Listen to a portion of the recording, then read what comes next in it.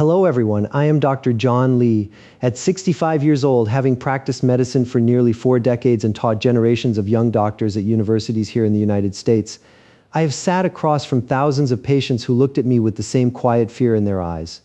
That fear is familiar to many of you watching right now. You reach a certain age, maybe you are in your late 50s, 60s, or 70s like me, and suddenly you cannot remember where you put your reading glasses for the third time today. Or you walk into the kitchen and stand there wondering what on earth you came in for. These moments can feel terrifying. They make you wonder if this is the beginning of the long goodbye, the slow fading that stole your parent or grandparent from you years ago. But my friends, after a lifetime spent studying the human brain, both through the lens of Western medicine and the holistic wisdom I learned from my Chinese immigrant parents, I am here to tell you with every fiber of my being that this does not have to be your story. The brain is not a fragile antique that cracks with age. It is far more resilient, far more adaptable, and far more responsive to the choices we make every single day than most of us were ever taught. Today, I want to share with you a perspective that has transformed not only my patients' lives, but my own understanding as a doctor. We need to move away from this heavy, dread-filled idea that a diagnosis of cognitive decline or Alzheimer's is some kind of final verdict written in stone. Instead, let us embrace something far more hopeful and scientifically grounded. We can influence the health of our minds in profound ways through the quiet power of our daily habits. If you have been lying awake at night worried about your memory, or if you are watching this because you want to protect your golden years so you can dance at your grandchildren's weddings, then take a deep breath with me. This conversation is not about fear. It is about reclaiming control, about hope, and about the incredible capacity your body still has to heal and thrive. Let me start by clearing up one of the biggest misunderstandings that weighs so many of us down.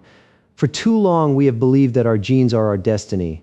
If dementia ran in the family, we simply waited for our turn, like passengers on a train with no brakes. I hear this from patients every week. They say, "Dr. Lee, my mother had it, my father had it. What chance do I have?" But the science, the real science accumulated over decades of research, tells a very different and much more empowering story. Alzheimer's disease falls into 2 main categories.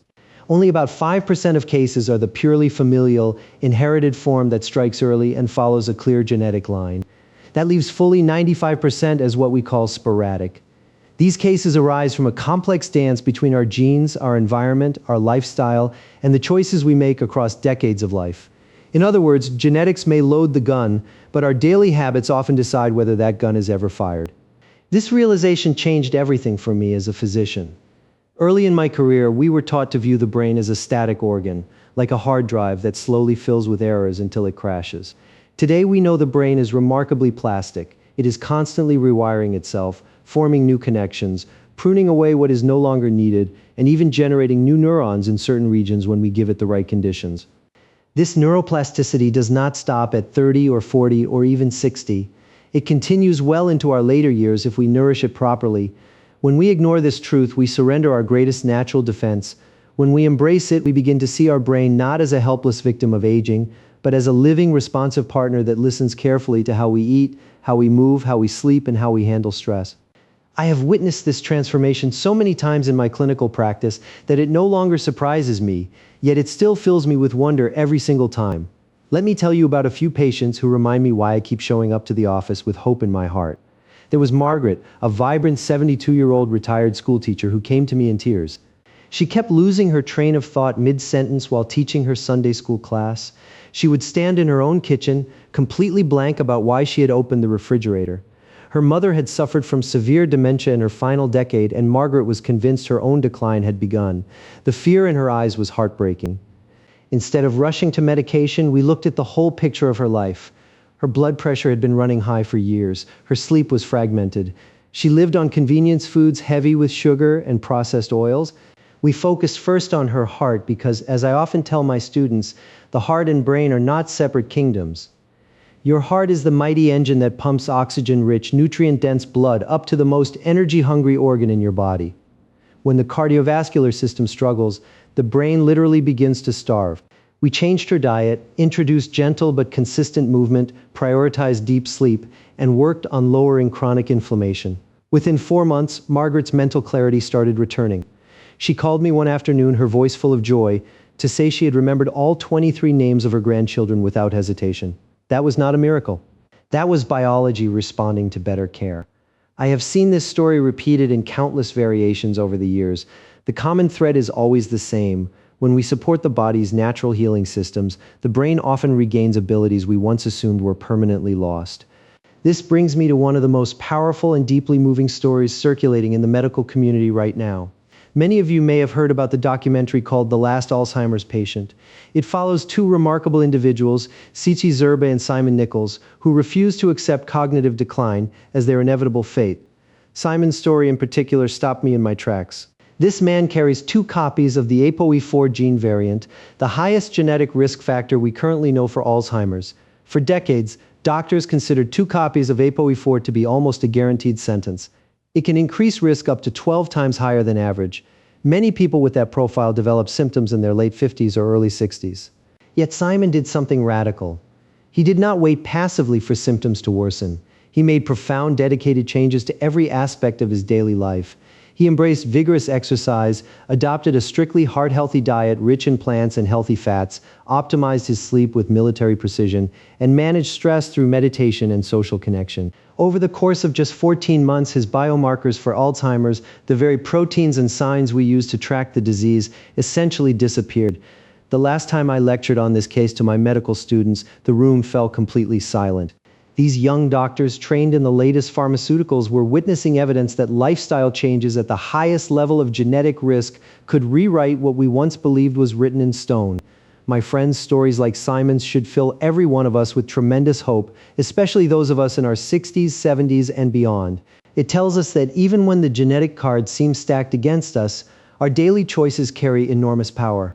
This is not wishful thinking. This is cutting-edge science meeting the ancient wisdom that my Chinese grandparents tried to teach me. They spoke of balance, of nourishing life force, of living in harmony with nature. Modern research is finally catching up to what those traditional views understood intuitively. So how do we translate all of this beautiful science into practical steps that fit into real lives, especially lives that may already feel full or limited by age-related challenges? I want you to hear me clearly. You do not need to become an Olympic athlete or follow a perfect diet tomorrow. The magic lives in consistent, sustainable changes that compound over months and years. Let us begin with food, because what we eat may be the single most powerful lever we have. I recommend the Mediterranean way of eating, not as a temporary diet, but as a lifelong celebration of real, vibrant food. Think extra virgin olive oil drizzled generously over dishes, abundant vegetables, fatty fish like salmon and sardines, nuts, seeds, berries, and beans. This pattern of eating has been studied extensively. Research following more than 60,000 people in the United Kingdom found that strong adherence to this style of eating was associated with a 23% lower risk of developing dementia. Those beautiful plant compounds, especially the antioxidants and polyphenols, act like an army of defenders inside your brain. They neutralize oxidative stress, reduce inflammation, and help maintain the delicate structures that allow your neurons to communicate clearly. If you are new to this, start small and gentle with yourself. Add one extra big handful of leafy greens to your lunch every day. Keep a bottle of good olive oil on the counter where you will actually use it. Replace one processed snack with a handful of walnuts or a piece of dark chocolate. Many of my older patients tell me that within 2 or 3 weeks they notice their thinking feels sharper and their energy more steady. That is your brain thanking you for better fuel.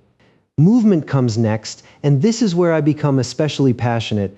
Simon Nichols committed to walking 10,000 steps daily and strength training 3 times per week. I know that number can sound intimidating if you have joint issues or have been sedentary for years. So begin where you are. 15 minutes of gentle walking after dinner is a magnificent place to start. The goal is not punishment, it is improved blood flow. Every step you take literally pumps more oxygen and nutrients into your brain while stimulating the release of BDNF, a miraculous substance often called miracle grow for the brain because it encourages the growth of new neural connections. I often tell my patients in their 70s that their morning walk is their medicine. Some of them now walk with friends, turning it into a social event that nourishes both heart and spirit. Others walk mindfully in their garden, noticing the flowers and birds, which adds a layer of cognitive stimulation. The key is consistency, not intensity. Your brain responds to regular, repeated signals that say, I am still building, I am still growing. Sleep, my dear friends, may be the most underappreciated pillar of all. So many of us treat sleep like a luxury we can bargain away. We stay up late watching television or worrying about our children and grandchildren. But during deep sleep, something miraculous happens in your brain. It activates its own cleaning system, the glymphatic system, which flushes away the metabolic waste products, including the very proteins linked to Alzheimer's disease. When sleep is chronically poor, that waste accumulates.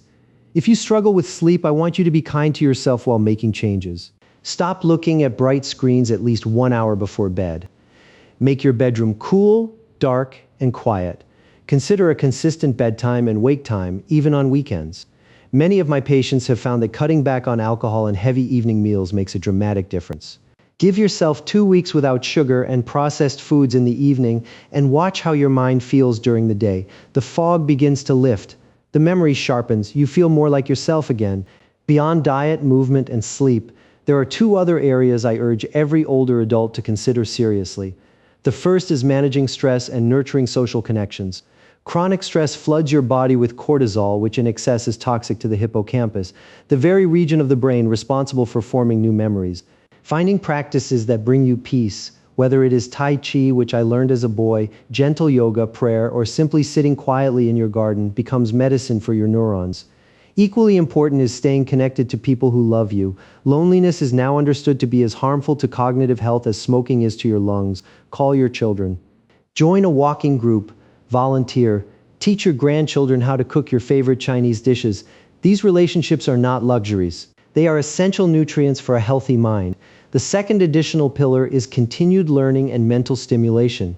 Your brain thrives when it is challenged in gentle, enjoyable ways. Learn a new language. Play an instrument, take up painting, do crossword puzzles or Sudoku if you enjoy them. But remember that truly novel activities seem to offer the greatest benefit. My own father, who lived into his 90s with remarkable clarity, loved learning about history and geography until the very end. He used to say, "The day you stop learning is the day you start dying." I believe he was right.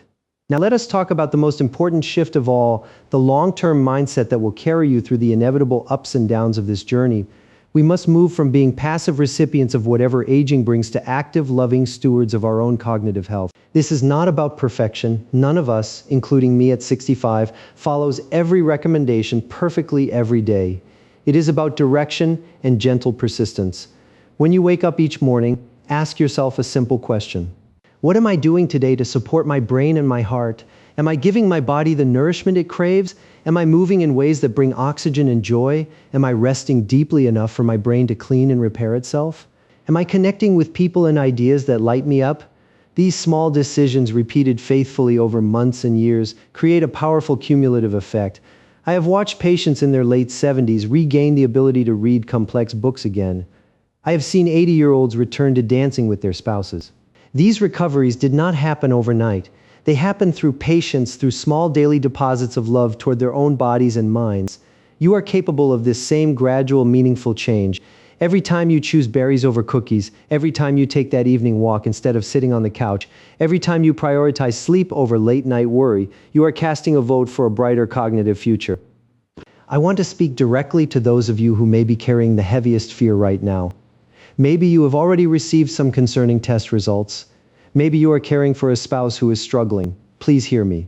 There is still hope. There is still room for improvement. The brain's plasticity remains with us longer than we once believed. Even small positive changes can improve quality of life dramatically, even if complete reversal is not possible. Your efforts are never wasted. I would love to hear from you in the comments below. Have you begun incorporating any of these ideas, perhaps adding more vegetables to your meals or committing to a daily walk, and noticed even a small difference in how you feel? Maybe you are caring for a loved one with cognitive challenges and have discovered something that helped. Or perhaps you're not sure where to begin and would like some gentle guidance. Share your story. Let us build a community of older adults who refuse to accept decline as our only future. We can learn from one another's successes and support each other through the difficult days.